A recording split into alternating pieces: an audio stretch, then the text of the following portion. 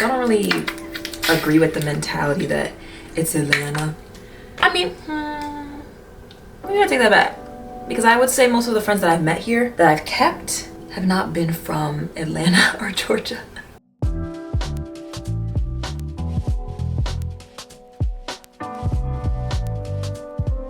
Get ready with me today to go to game night. And I know that seems like a simple thing, but this one, I don't know, might be a little extra. They're like, photo shoot until 7:30.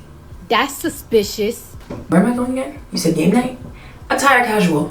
Photo shoot till 7:30. That's weird. Okay.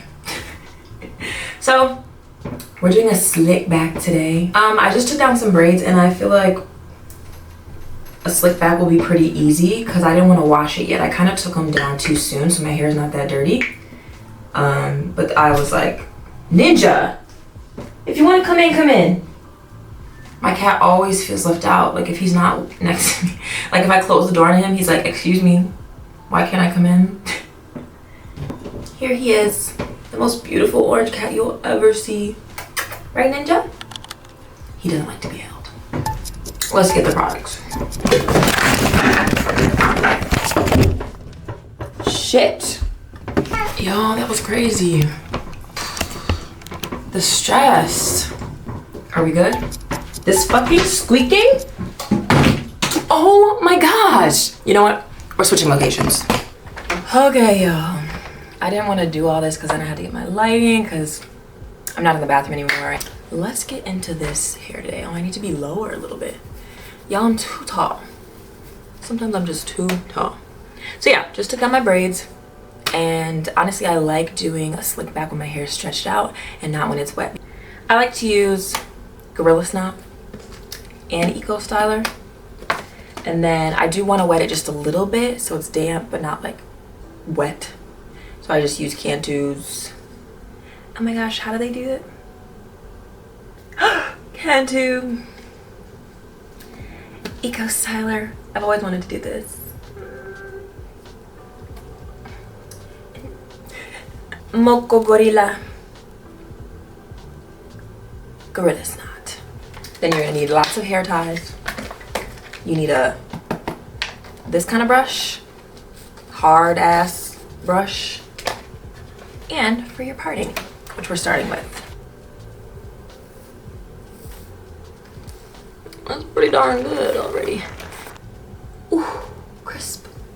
So I know you guys know I regularly do like motivational content, you know. I like to talk. I like to talk about a lot of different things and, you know, create new narratives based on the world we live in today. I just feel like we can do a lot better, y'all. We can create a much better world than the one we have. And I just want to start sparking those conversations, start making people believe that they can truly do whatever they want to do in this world. So that's my main thing. But I figured, like, why not do a get ready with me, get to know me, so y'all just know a little bit more about who I am. I live in Atlanta now. This event that I'm going to is in Atlanta. And honestly, I've been here for a little over 2 years, but I would say that I did this wrong. Moved to Atlanta about 2.5 years ago, but I'm from Wisconsin originally. Every time I tell somebody here that I'm from Wisconsin, they're like, black people up there? Yes, yes, we are everywhere. Like, we may be sparse, we may be only in the cities.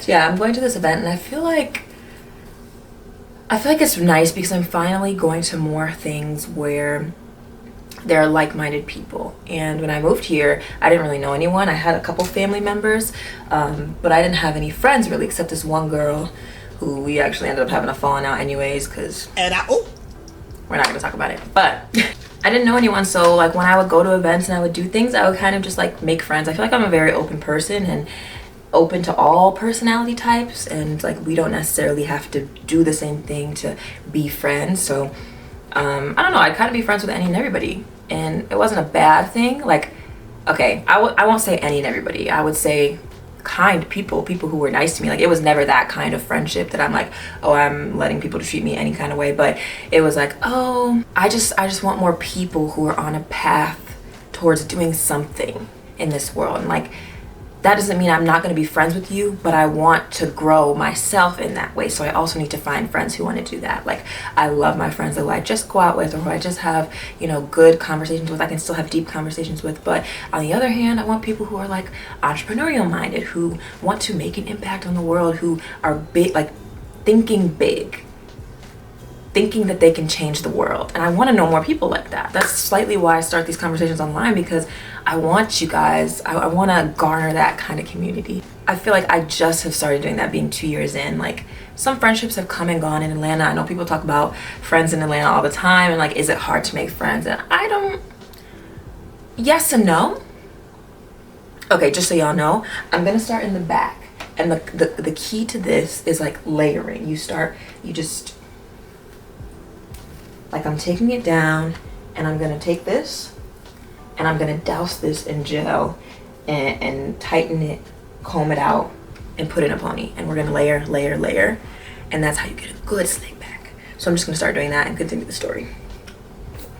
I would say one of the things that attracted me to Atlanta was how easy it was to talk to people, how easy it was to just like feel a vibe from a person, or just, I don't know, the city just had like such a good vibe when I moved here. Because I visited here in Dallas and kind of decided Atlanta was the place to go. I just had a feeling, and I'm the kind of person that's like, universe, give me a sign. And I literally did one of those things. I don't know if you guys have heard of it, but I've done it before when I wanted to like get a sign from my grandpa who had passed. But I was like, hey, like if Atlanta is the place I'm supposed to be at, or Dallas is the place I'm supposed to be at, like, let me know, universe. If Atlanta is the place I'm supposed to be, show me the word eureka in 3 days. It was this word, because I'm like, I have to choose something that's so weird and so random that like, it's not just gonna come out of nowhere. It's not gonna be like everywhere. So I was like, yeah, show me the word eureka in 3 days. And I don't know, that Atlanta's the place I'm supposed to be. Show me the word Dallas, or for Dallas, I put another word. I can't remember what it is anymore. But so I'm like, okay, I'm gonna wait. Like, I'd already done my research. Dallas on paper was like the place that I thought I wanted to go. And Atlanta was like, oh, well, you know, I just gotta visit, see the vibe. But when I went to visit Atlanta, I liked a little bit more. But I was still like, okay, I'm not sure. So literally a day after I put that out into the universe, my brother was like, hey Deirdre, like, look at this thing I saw. And he like is reading something, and he's like, yeah, the account name is Eureka 152. And I said, Eureka? Like, what the hell? And that's how I knew. That's how I knew that Atlanta was gonna be the place that I ended up moving. So that ended up being the place I chose, and I was really happy with it. When I moved here, I would like go to, you know, vendor events, because I'm a baker, y'all. I forgot, I'm supposed to be telling y'all about me too, but I did dessert catering when I first moved here. I did like weddings, corporate events, and I would do those design cookies where you decorate them with like people's names, but you know, just like events. I was doing that in Wisconsin before I moved, and then I transferred the business and just started going to a bunch of different vendor events, trying it out. It was nice because I could start meeting people who were also like in the entrepreneurship world, doing the same things, and I love that because it made me get more comfortable like openly being an entrepreneur, or just being like following my dreams, because people here are doing that. Like, that's the one thing about environment, you guys. I know people like, sometimes you need to move to a new city. Sometimes that's all you need to like push you into a new space, push you into a new mindset. And it fucking did. Like, moving to Atlanta was like, oh my gosh, people are following their dreams. And I'm not saying people weren't doing what they wanted in Wisconsin, but I wasn't seeing it at the scale that I was seeing it here, let alone people who looked like me. So it's like, wow, I can see successful Black people here. And you see poor Black people here too. But I'm just saying, like, it was something that you didn't see very often up north. And it helped me get more comfortable with even doing content creation, you know, broadening what I wanted to do from baking to motivation to content, and just like tapping into all the things that I love. Because people in Atlanta, it's not, I do this, it's I do this, and this. And that can be a good and a bad thing sometimes, but I like it because it's like, we're not putting ourselves in a box and feeling like our whole life has to be, you know, about one career, about one passion, about one job, you know what I mean? So yeah, I really enjoyed that part. And on the friendship front, ATL friends, if you guys are in Atlanta and you're looking for people, that's where I started like finding friends. Some of those that are still my friends today. And so like if you're moving to a city alone, you just gotta be open to doing things you've never done before. You've gotta be open to going places alone. Like I went everywhere alone at the beginning, and it's nerve-wracking, but at the end of the day, what other choice do you have if you want to make friends? Or do you want to hole yourself up in your house? Indoors, indoors, indoors. I don't know. That's up to you. But that's not what I was trying to do. And moving to a new place, like I had a mission. I had a mission to like create the life that I wanted for myself and do it in a new place, fresh start. Sorry, y'all. My storage was low, so yeah, I just did a little bit more, but damn, I don't remember what I was saying. It's been so long. So I have one more piece that I'm gonna slick back like that.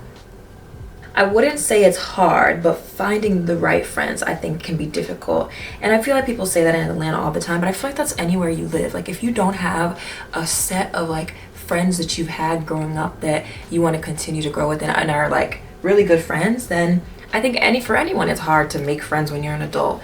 So I don't really agree with the mentality that it's Atlanta. But maybe I take that back, because I would say most of the friends that I've met here that I've kept have not been from Atlanta or Georgia. But there is one that is like one of my closest friends. She is from here. So to me, friendships is kind of like relationships. Like you go through, like I don't mind that I went through bad friendships. I don't mind that I opened myself to being friends with all kinds of people, because I find out what kind of friendships I do want to have, what friendships I do want to keep, what friendships are like I'm gonna be putting more time into, and what friendships, like, you know, you can kind of put people in categories. That sounds bad, but it just is what it is. Some people you just go out with. Some people you sit down and have a deep conversation with. Some people you go to a museum with, you know? That also helps you make sure that you don't look for everything in the man that you're with.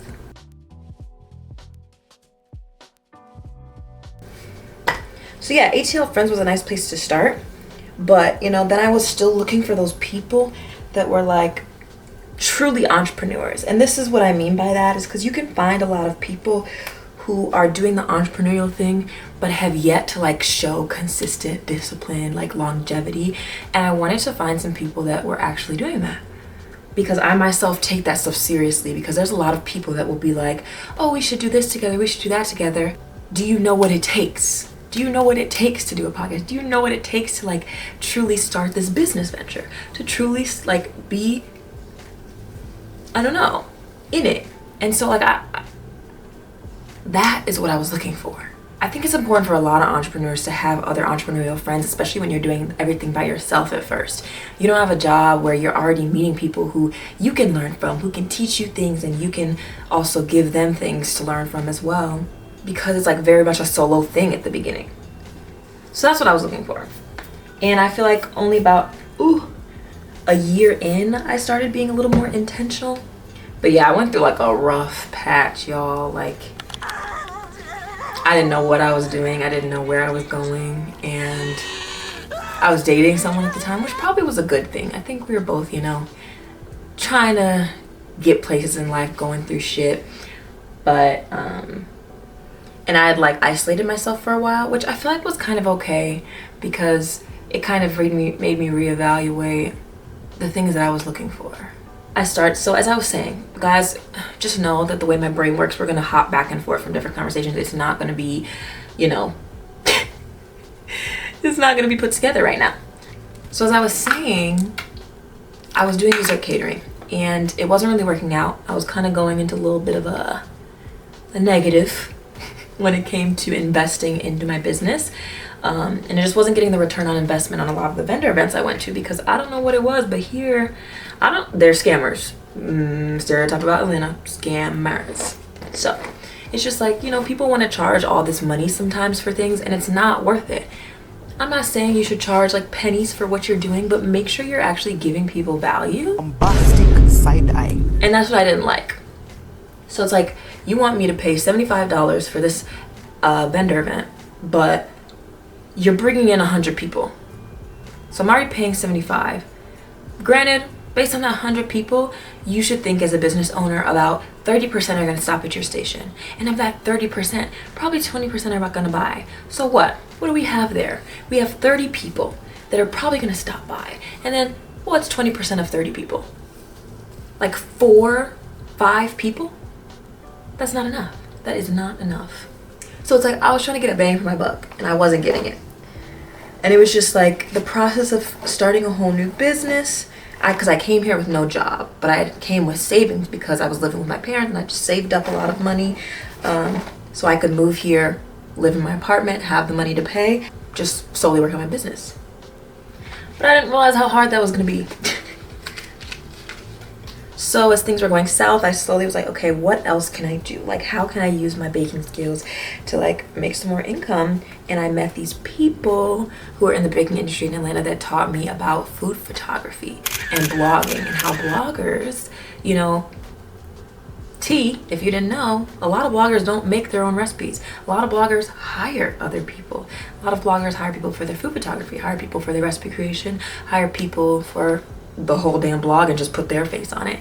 Now, I'd always been into blogging a little bit. I would here and there, you know, while I was doing the dessert catering, I'd share recipes and I'm like, oh, this is fun, da da da da. But blogging can be lucrative. Like some of the bloggers I work for right now make 10,000 plus a month, easy. Some of the biggest blogs in the world, even if they aren't food blogs, the girl that I took a course from makes 80K a month just from her blog. So I was like, shit, this could be lucrative. And I already know how to do the baking. I know how to do the recipe creation. I'm not as great on the content side, but I can learn that. So I did a little food photography course, just phone food photography. Now I have a camera and I've grown that skill over the past year and a half I've been doing this. But yeah, so I jumped into like food blogging quickly and it was just a good way to like make money. And honestly, when it came to baking, y'all, it was such a hard industry. Like I loved it so much, but the problem was it's like you don't have a lot of return on investment when you're baking. You're putting in a lot of time to sell desserts for way cheaper.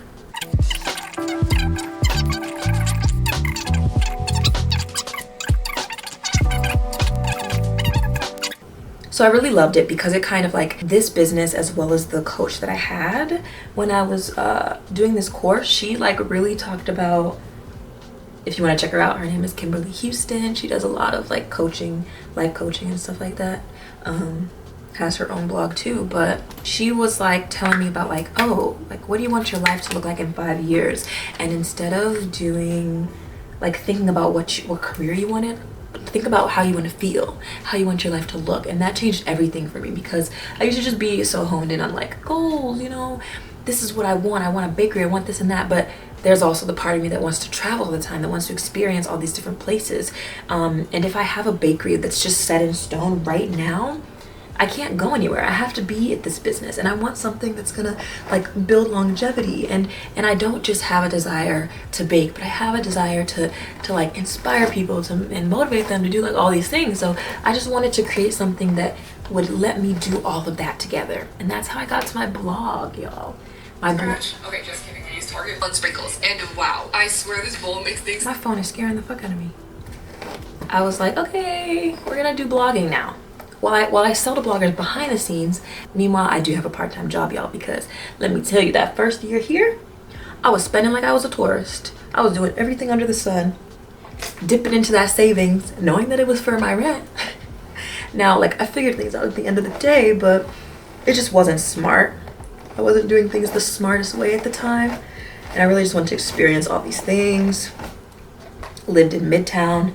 I still live in a nice area, Sandy Springs, but it's different because I have roommates now, which I actually really enjoy. Like, this is like the best time that I've had in Atlanta. I'm starting, like, I live with roommates and one of these roommates has become really close. Me and her have become close and I like her a lot. And then I also, you know, I get to enjoy living in a home. Like, I showed y'all my view in one of these videos and it's just like, I live in a beautiful townhouse behind, like in front of like a jungle of trees kind of, and I'm a nature girl. Virgos, I'm a nature girl. And then we have a park right across the street. The thing about me is like I love city life, but I also love nature. So I wanted like the best of both worlds, and Sandy Springs is perfect for that. And everything's just really close, and it's cheaper than Midtown because I have roommates. And then like my business, or I just really honed in on my content creation. So my blog is self-care, motivation, and food essentially. So it's like this is the place, my blog page is just like where all my passions reside, and just sharing that with the world, sharing that, and also hoping that it inspires people to understand that they can do the same, that they don't have to niche down, that they can like kind of create whatever they want, create whatever reality you want. And so that's what I'm like building right now. And like there's so many other business ideas I got up in this brain, some that I haven't shared yet that I'm like, ooh, like this is gonna be so good. It's gonna be more physical, it's not gonna be online. It's gonna be like a kind of like a community center, I guess, that I want to create with just a lot of different stuff that'll hopefully help a lot of people. You know, we live in a fucked up world, and I don't know, I want to be a proponent of changing that. So that's like mostly what I'm about. I'm from Wisconsin. I went to UW-Madison for college, so very PWI. So that's also another reason I wanted to move. I was tired of just white people. Now I lived in Racine, Wisconsin. That's where I'm from. That's where I grew up, but I was born in Illinois, and I really loved Illinois. The food there, top tier. Now we visit all the time to see family and stuff, but Wisconsin, I do love the friendships I made there. My college friends were all very close. My best friend, we grew up in the same neighborhood in Wisconsin, and we're actually going to Bali in October, so I'll definitely be sharing some of that. I'm glad I had like a good group of friends back home too. Like, you know, I have friends that I want to make here where I live that are like more aligned with the career that I have, and then I have like my hometown, or not even hometown, college, because I feel like I left a lot of friendships from my hometown in the past too. Like the city wasn't white, but it's just the school that I went to, and when it came to IB and advanced classes, they were just a lot of white people. I could tell some stories, y'all. I got plenty of PWI stories, plenty of stories about things, and I don't know, like I look back on it sometimes, I'm like, I should have said more. Like I think high school was harder for me to be vocal about, not when things were wrong, like vocal about the subtle racism or the subtle microaggressions. So it was very interesting, but you know, your experiences make you. Yeah, I started baking and all that when I was in elementary school, when I started Girl Scouts. And then I started my business at 18, and I'm like, I'm gonna do an online bakery. And then it transformed into dessert catering, and then it transformed into food blogging behind the scenes, and it's continuing to transform. And I kind of love that. Okay, but tell me this doesn't look good, y'all. I think I want to just keep it in a bun. Usually I'll do a puff, but I kind of like the bun. We're gonna do one more brush on the top. Smooth everything down.